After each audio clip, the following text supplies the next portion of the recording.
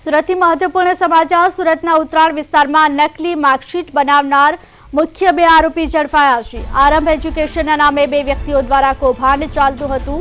વિવિધ યુનિવર્સિટીઓ અને શિક્ષણ બોર્ડના બોગસ દસ્તાવેજો બનાવી વિદ્યાર્થીઓ પાસેથી આર્થિક લાભ મેળવી રહ્યા હતા। 1.5 વર્ષ બાદ ક્રાઇમ બ્રાન્ચે બોની વિનોદ તાળા અને વૈભવ અશ્વિન તાળાને ક્રાઇમ બ્રાન્ચની ટીમે ઝડપી પાડ્યા છે। આ સાથે 6 આરોપીઓ સામે ગુનો દાખલ કરવામાં આવ્યો છે। ત્યારે સુરતમાં નકલી માર્કશીટ કૌભાંડનો પર્દાફાશ થયો છે। ઉત્તરાણ વિસ્તારમાં નકલી માર્કશીટ બનાવવામાં આવતી હતી। વિદ્યાર્થીઓ સાથે છેતરપિંડી કરવામાં આવતી હતી। બોગસ દસ્તાવેજો બનાવી સહાય મેળવવામાં આવતી હતી। પોલીસે 2 આરોપીને ઝડપી પાડ્યા છે। 6 સામે ગુનો દાખલ કરવામાં આવ્યો છે। ગુનો દાખલ કરી આગળની કાર્યવાહી હાથ ધરવામાં આવી। ત્યારે સુરતમાં નકલી માર્કશીટ કૌભાંડ સામે આવ્યું છે। ઉત્તરાણ વિસ્તારમાં નકલી માર્કશીટ બનાવવામાં આવતી હતી। વિદ્યાર્થીઓ સાથે છેતરપિંડી કરવામાં આવતી હતી। ત્યારે 6 સામે પોલીસે ગુનો નોંધી આગળની કાર્યવાહી હાથ ધરી છે। બોગસ દસ્તાવેજો બનાવી સહાય મેળવતા હતા। ત્યારે પોલીસે 2 આરોપીને ઝડપી પાડ્યા છે। વધુ વિગત સાથે સંવાદદાતા અરવિંદ રાઠોડ જોડાઈ ગયા છે। જી અરવિંદ, નકલી માર્કશીટ બનાવવાનું કૌભાંડ સામે આવ્યું છે, શું છે વધુ વિગત?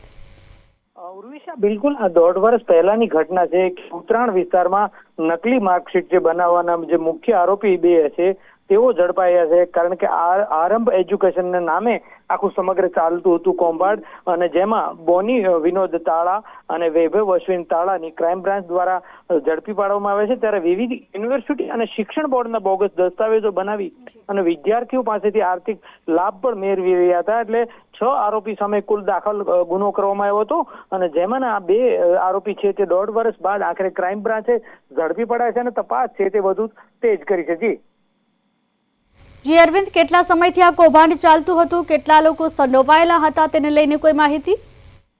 જે ચોક્કસથી આમાં જે 6 આરોપી સામે ટોટલ ગુનો નોંધવામાં આવ્યો હતો અને 1.5 વર્ષ પહેલાની ઘટના છે। પરંતુ જે મુખ્ય આરોપી જે નકલી માર્કશીટ બનાવનાર તે બોની વિનોદ તાળા અને અશ્વિન તાળા બંનેની ક્રાઇમ બ્રાન્ચ દ્વારા તપાસ કરી અને આગળની વધુ કાર્યવાહી હાથ ધરી છે। 1.5 વર્ષ બાદ બંને આરોપી ફરાર હતા, તેને પકડવામાં ક્રાઇમ બ્રાન્ચને પૂરી સફળતા મળી છે। જી અરવિંદ, પોલીસ દ્વારા હવે કઈ દિશામાં તપાસ હાથ ધરવામાં આવી છે? ચોક્કસથી આમાં કોણ સંડોવાયેલું છે, આના સિવાય કયા લોકોનો રોલ છે, શિક્ષણ સાથે કઈ રીતની આખી જે બોગસ દસ્તાવેજો બનાવે ત્યારે અનેક ઝીણવટ ભરી પૂછપરછ છે તે ક્રાઇમ બ્રાન્ચ દ્વારા આરંભી દીધી છે, અને વધુ પૂછપરછના અંતે વધુ કેટલાક ખુલાસા થાય તો નવાઈ નહીં।